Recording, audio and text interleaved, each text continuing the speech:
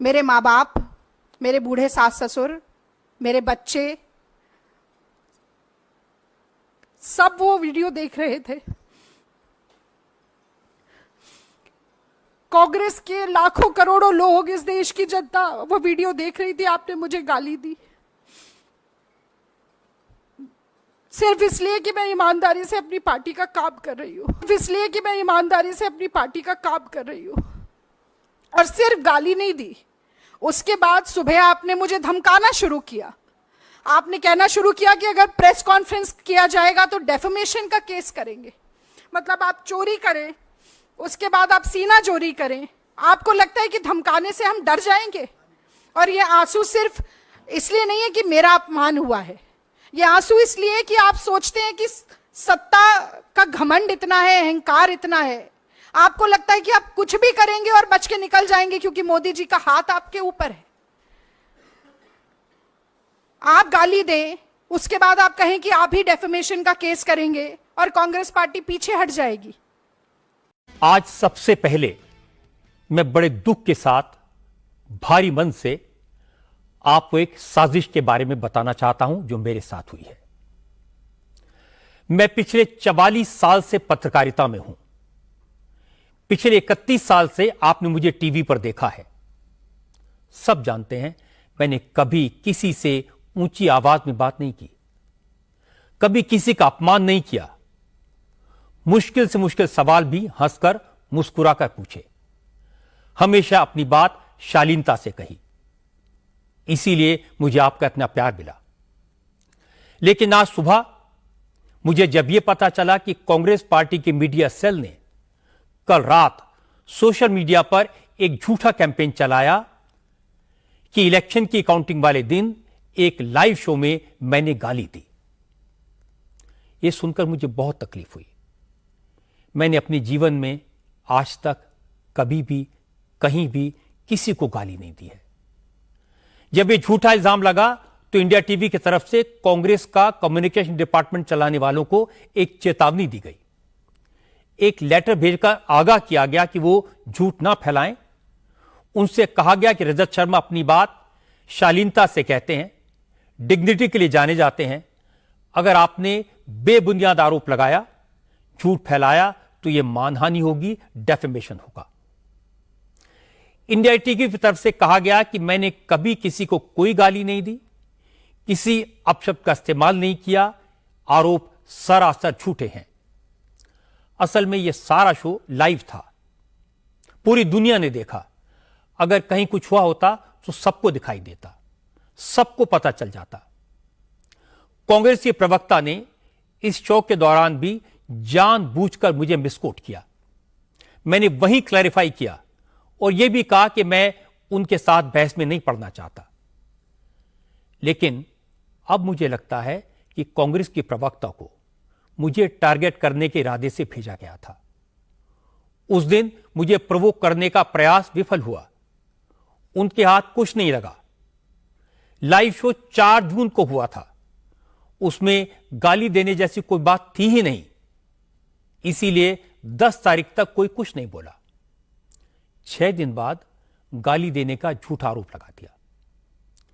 मेरे लिए मेरे दर्शक सबसे पहले हैं। आपको ये जानने का हक है कि मैंने क्या कहा, उस शो में क्या हुआ। इसलिए उस दिन जो लाइव शो हुआ उसका वो पूरा हिस्सा मैं आपको सुनवा देता हूं, जिसे लेकर मुझे बदनाम करने का प्रयास किया गया।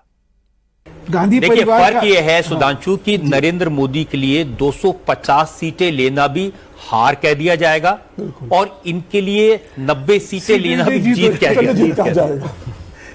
वो कहावत थी ना, नथिंग सक्सीड्स लाइक सक्सेस, अपेक्षा, नथिंग फेल्स लाइक फेलियर। इनसे अपेक्षा नहीं थी। हाँ। इसलिए अगर ये अपेक्षा इतनी बड़ी ना होती तो ये कहा जाता है कि एंटी इनकम्बेंसी है, इतनी सीटें नहीं मिलेंगी, पहुंच नहीं पाएंगे, तब लगता है कि मुझे लगता है 3 दिन का डिबेट होता है। मेरा अपना अनुभव यह है कि ये विश्लेषण जो है ना, इसके सबक जो है वो 3 दिन के होते हैं।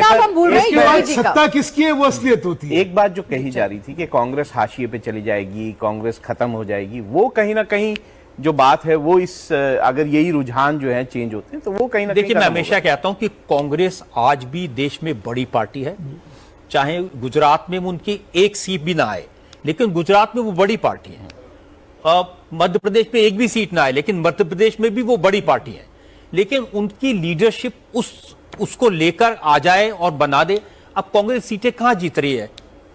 या तो साउथ में, या यूपी में, बिहार में, वो दूसरों के कंधे पर चढ़ के जीत रहे हैं। रजत जी, जहां एक महाराष्ट्र में जीती थी सीट, आज वो 10 सीटें जीत रहे हैं। वो भी तो देखिए, उस वक्त वो भी 3 लोग हैं। अपने दम पर कितनी जीत रही है? जो 235 सीटें बीजेपी अपने दम पर जीत रही है, ये बहुत बड़ा फर्क है। कांग्रेस प्रवक्ता रागिनी नायक हमारे साथ जुड़ रही हैं। रागिनी जी, बहुत स्वागत है आपका इंडिया टीवी पर। जो रुझान दिखाई दे रहे हैं, इंडिया अलायंस 237, एनडीए 292 और कांग्रेस पार्टी का स्कोर अभी हम कहें 94 सीटें कांग्रेस के खाते में रुझान में दिखाई दे रही है। क्या कहेंगे आप? मीनाक्षी, सबसे पहले तो मैं कहूंगी कि जो 10 साल का न्यायकाल था ना नरेंद्र मोदी जी की सरकार का, तो उसके लिए मैं ये जरूर कहना चाहती हूँ कि 10 साल से देश में घूम घूम, बाधा विघ्नों को चूम चूम, सहधूप घाम पानी पत्थर, कांग्रेस आई कुछ और निखर, सौभाग्य न हर दिन सोता है, देखें आगे क्या होता है। तो जैसा कि अभी कोई बता रहा था, चूंकि टीवी स्क्रीन मेरे सामने नहीं है, मैं रजत जी की आवाज पहचान रही थी, बाकी मुझे थोड़ा संशय था। कोई कह रहा था कि केवल 1.25 लाख या 2.5 लाख वोट काउंट हुए हैं। तो मुझे लगता है थोड़ा और रुकना चाहिए। और जिस तरह से हंसी ठिठोली के साथ प्रधानमंत्री पद बट गया, भाजपा के प्रवक्ता कह रहे थे, शायद मंत्रिमंडल भी कर रहे होंगे, जरा जीत के लड्डू और हार का ठीकरा संभाल कर रखिए, थोड़ी देर में आदान प्रदान होने वाला है।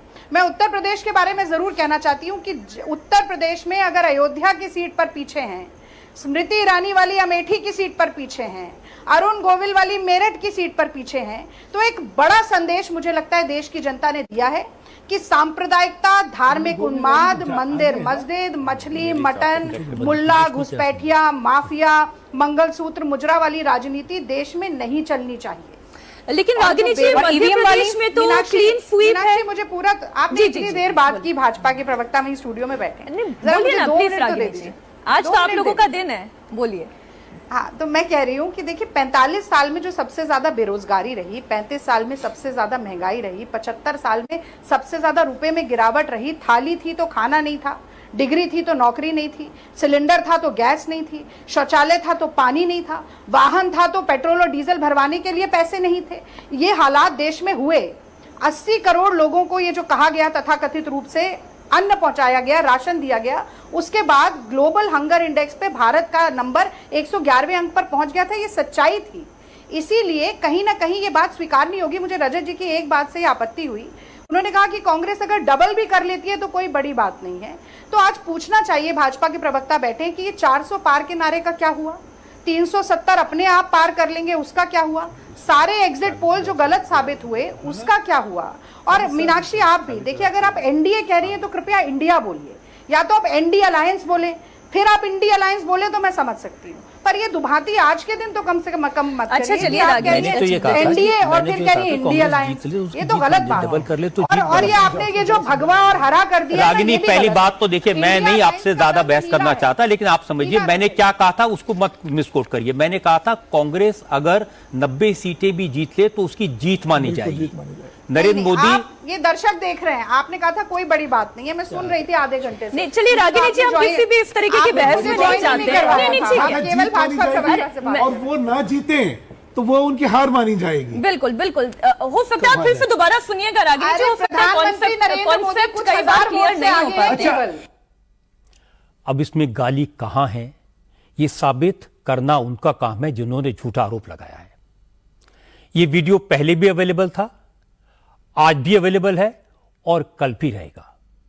कोई भी इसे देख सकता है। मुझे कुछ छिपाने की जरूरत नहीं है, क्योंकि मैंने कुछ गलत नहीं किया, कुछ गलत नहीं कहा। वार्निंग देने के बावजूद कांग्रेस की मीडिया सेल ने अपना इल्जाम दोहराया, इसलिए अब यह मामला मैंने अपनी लीगल टीम को सौंप दिया है। अब कानून अपना काम करेगा। आप मुझे अच्छी तरह जानते हैं, मैं ऐसी किसी साजिश से डरने वाला नहीं हूं, क्योंकि सच मेरे साथ है, फैक्ट्स मेरे हक में हैं। इसीलिए जिन्होंने जानबूझकर मुझे बदनाम किया, वो सब लोग जिन्होंने सोच समझकर मेरे खिलाफ साजिश की, उन सबको अब अदालत में जवाब देना पड़ेगा।